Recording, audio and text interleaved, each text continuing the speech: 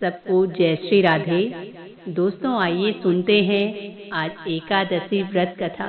ओम कृष्णाय वासुदेवाय हरये परमात्मने प्रणत क्लेशनाशाय गोविंदाय नमो नमः। युधिष्ठिर कहने लगे कि हे भगवान, आश्विन शुक्ला एकादशी का क्या नाम है? अब आप कृपा करके इस व्रत की विधि और उसका फल कहिए। तब भगवान श्री कृष्ण कहने लगे कि हे युधिष्ठिर, पापों का नाश करने वाली इस एकादशी का नाम पापांकुशा एकादशी है।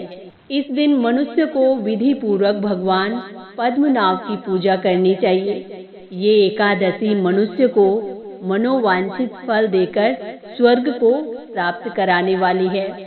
मनुष्य को बहुत दिनों तक कठोर तपस्या करने से जो फल मिलता है, वो फल भगवान गरुड़ध्वज को नमस्कार करने से प्राप्त हो जाता है। जो मनुष्य अज्ञानतावश अनेक पाप करते हैं लेकिन भगवान हरि को नमस्कार करते हैं, वो नरक में नहीं जाते। भगवान विष्णु के नाम के कीर्तन मात्र से संसार के सब तीर्थों के पुण्य का फल उसे मिल जाता है।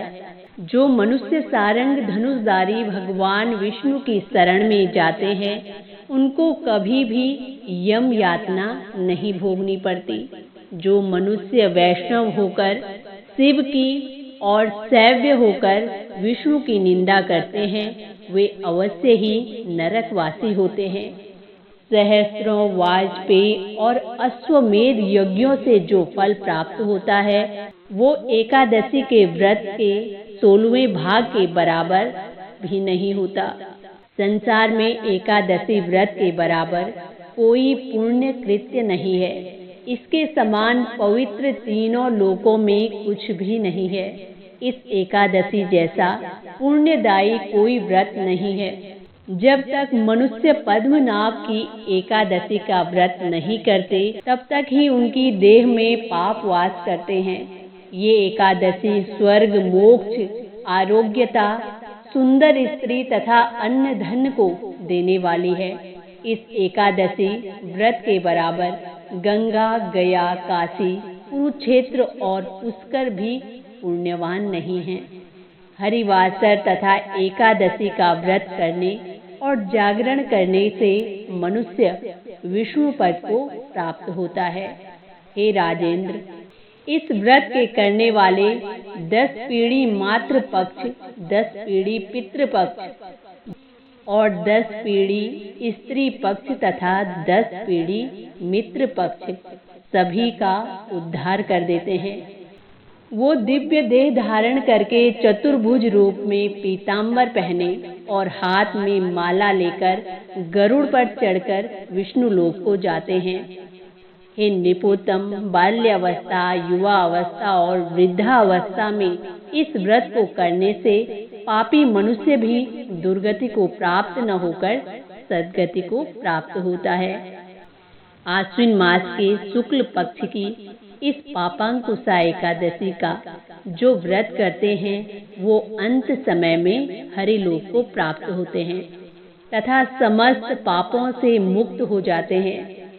सोना, तिल, भूमि, गौ, अन्न, जल आदि दान करने से मनुष्य यमराज को नहीं देखता। जो मनुष्य किसी प्रकार के पुण्य कर्म किए बिना जीवन के दिन व्यतीत करता है, वो लोहार की भट्टी की तरह श्वास लेता है, निर्जीव के समान ही है। निर्धन मनुष्यों को भी अपनी शक्ति के अनुसार दान करना चाहिए तथा जिन पर प्रभु की कृपा है, बहुत अच्छा धन है, उन्हें तो दान करना ही चाहिए। ऐसे मनुष्यों को यम का द्वार नहीं देखना पड़ता तथा संसार में दीर्घायु होकर धनाढ्य, कुलीन और रोग रहित रहते हैं। हे राजन, जो आपने मुझसे पूछा वो सब मैंने आपको बतला दिया। इस एकादशी के व्रत को करने से पुण्य की प्राप्ति तो होती ही है, सभी पापों का नाश होता है, लेकिन जो इस कथा को पढ़ते या सुनते हैं, भगवान उन पर भी अपनी कृपा दृष्टि बनाते हैं और उनके पापों का भी नाश कर देते हैं। तो ये थी आज की एकादशी कथा। इसी के साथ जय श्री राधे, जय श्री कृष्ण।